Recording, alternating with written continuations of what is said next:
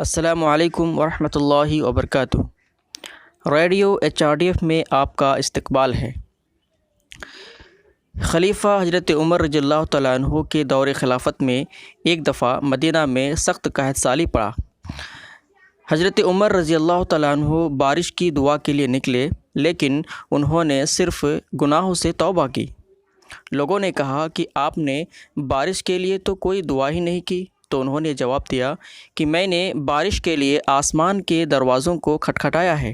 پھر سورہ نوح کی یہ آیت تلاوت فرمائی۔ میں نے کہا اپنے رب سے معافی مانگو، بے شک وہ بڑا معاف کرنے والا ہے، وہ تم پر آسمان سے خوب بارشیں برسائے گا، تمہیں مال اور اولاد سے نوازے گا، تمہارے لیے باغ پیدا کر دے گا اور تمہارے لیے نہریں جاری کر دے گا۔ تمہیں کیا ہو گیا ہے کہ اللہ کے لیے تم کسی وقار کی توقع نہیں رکھتے؟ مذکور آیت ہمیں توبہ و استغفار کی عادت ڈالنے پر آمادہ کرتی ہے۔ اس سے صاحب ایمان کی نفسی تزکیت ہوگی، اس سے بھول بھٹک، خطاؤں اور گناہوں سے نکلنے میں مدد ملتی ہے۔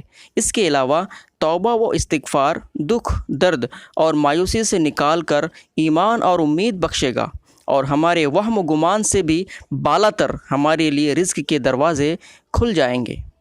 مختصراً یہ کہہ سکتے ہیں کہ دونوں جہاں میں کامیابی کو ممکن بنانے کے لیے توبہ و استغفار کی بہت ضرورت ہے۔ تقویت کی راہ میں کام کرنے والوں کے لیے استغفار ایک ضخیم ذریعہ ہے۔ ہود علیہ السلام نے اپنی قوم کو جو کامیابی کے راز بتائے تھے، قرآن کے ذریعے سے ہمیں بھی حاصل ہوا ہے۔ یا قوم استغفروا ربکم ثم توبوا الیہ، اور اے میری قوم کے لوگو، اپنے رب سے توبہ و استغفار کرو، پھر اس کی طرف پلٹو۔ وَيَزِدْكُمْ قُوَّةً إِلَىٰ قُوَّتِكُمْ، اس سے تمہاری موجودہ قوت پر مزید قوت کا اضافہ کر دے گا۔ استغفار سے حاصل ہونے والے نعمتوں کو یہاں بیان کیا گیا ہے۔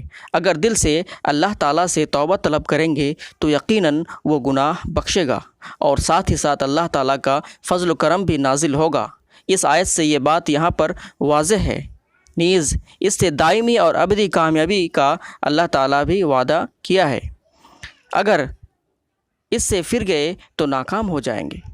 اللہم انت ربی لا الہ الا انت خلقتنی وانا عبدک وانا علی عہدک ووعدک ما استطعت اعوذ بک من شر ما صنعت ابوء لک بنعمتک علی وابوء لک بذنبی فاغفر لی فانہ لا یغفر الذنوب الا انت۔